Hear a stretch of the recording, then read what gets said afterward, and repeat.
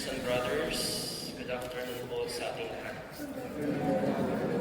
If may I ask, who among you here wants to go to heaven? Makitaas ang kamay. Patiilan lang. Sino sa inyo dito ang gustong pumunta sa langit? Patiilan lang. Marami ang gustong pumunta sa langit. Sino sa inyo dito ang gusto na ngayon ang pumunta sa langit? Taas ang kamay. Biglang baba. Huwag muna, Father. Hindi pa kami handa. Well, I myself, I want to go to heaven. Our place is heaven. Heaven is not a fairy tale story. Heaven is not invented by the bishops, by the cardinals, or by the priests. Heaven is real. Pakisabi sa katabi, sumalangit ka na ba? Heaven is for real. Heaven is a beatific vision. Heaven is a communion with saints. And each and every one of us are made for heaven. And that is why the Feast of Ascension proves to us that heaven is real. Totoo ang langit. Because Jesus Himself proves to us that through His ascension, heaven is real. The ascension of Jesus is like going back to the Father's house. Ang pagbabalikbayan ni Jesus. Remember, 40 days ago, we celebrated the great feast of His resurrection. And after 40 days, it is time for Jesus to go back to His Father's house, to go to heaven. And if you're going to look at it, para bang sa tingin ng iba, para bang iniwanan ni Jesus ang mga apostol. But the ascension is a powerful reminder that Christ remained in alive and active in the lives of the people. Hindi nang iwan si Jesus. Hindi niya pinabayaan ang mga sumusunod sa Kanya. It is a powerful reminder that even Christ ascended to heaven, He still remains with us. He is still with us. That is why in our first reading from the Acts of the Apostles stood gazing to the heaven as Jesus was taking up before them. And if you're going to put your shoes to the shoes of the apostles, siguro sasabihin natin, Lord, isama mo na din kami sa langit na pupuntahan mo. Because at this moment, we are afraid. At this moment, we have this uncertainty of life. We are very sad because you are leaving us. Isama mo na kami sa langit. Please take also us going to heaven. Maybe ganun ang iniisip ng mga apostol. Maybe ganyan ang kanilang gusto. They wanted to join Jesus going to heaven. But Jesus gave them a mission. And what is this mission? It is a sure pathway going to heaven. And what is this mission? To tell to everyone the good news, baptizing them in the name of the Father and of the Son and of the Holy Spirit. And Jesus assured them I am with you until the end of time. Many times in our lives, we experience that somehow God seems to be distant to us. Siguro sa ating buhay, when we experience sadness to the loss of someone, we experience the answered prayer. Sometimes in our lives, we experience burden, struggles, problems, and seems that God is too distant to us.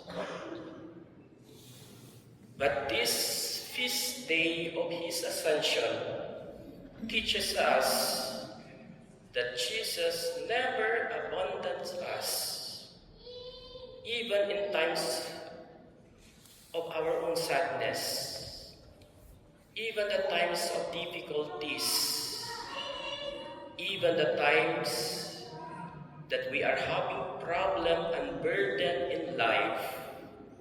He never abandons us, but instead, He remains with us because He is true. He is true to His promises that He is with us at the end of time. My dear brothers and sisters, the feast of Jesus' ascension, the heaven is open for us. We are made for heaven. And later on, if we're going to experience our own death, our bodies will be transformed, will be transfigured into the glorious body of Jesus, as St. Paul would tell us to his letter to the Philippians, that we are made for heaven, that our body will later on will be transfigured, will be transformed into the likeness, into the glorious body, like the glorious body of Jesus.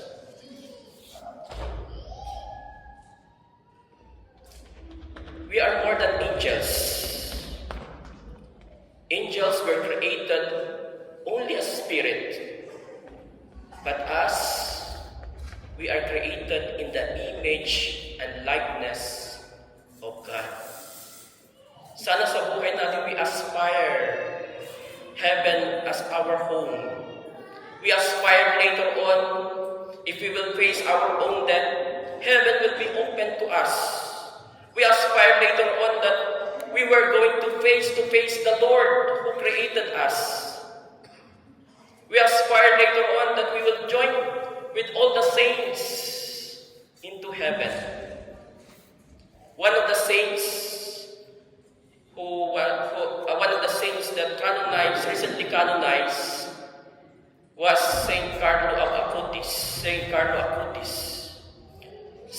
Acutis once said that the Eucharist is my pathway to heaven.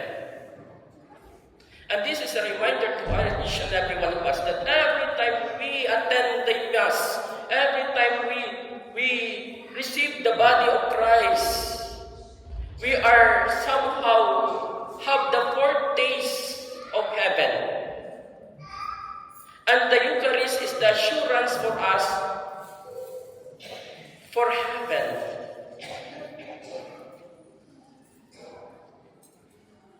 Merong binibigay na assignment sa atin ng Diyos to do the mission. To do the mission to proclaim the love of God. To do the mission to proclaim how God loves us. To proclaim the forgiveness of God. To proclaim the life of Jesus into our families, into our own communities. It is assurance for us to go to heaven. The feast now challenges us to stop standing and staring at the sky. Hindi lang tayo nakatingala pinagtutulungan ang kalangitan. But this feast is a reminder to each and every one of us to move forward. We make our homes heaven. We make our community a place like heaven. Huwag lang natin hintayin yung matikman natin ang kalangitan. But now, in our lives, we make our home like heaven. We make our family a place that there is heaven. Saint Therese, the child of Jesus, once said, before she died, I am going to do good things on earth and make this earth a heaven for me. Nasa buhay pananampalataya natin na habang tayo ay nabubuhay pa sa mundong ito, we will do good things. We let our lives to experience what heaven looks like. We let our lives to experience ano nga ba ang langit sa buhay ko. Upang sa ganon, sa sandaling tayo ay papanaw, merong langit na maghihintay sa atin. Last Tuesday, it was a very busy day for me.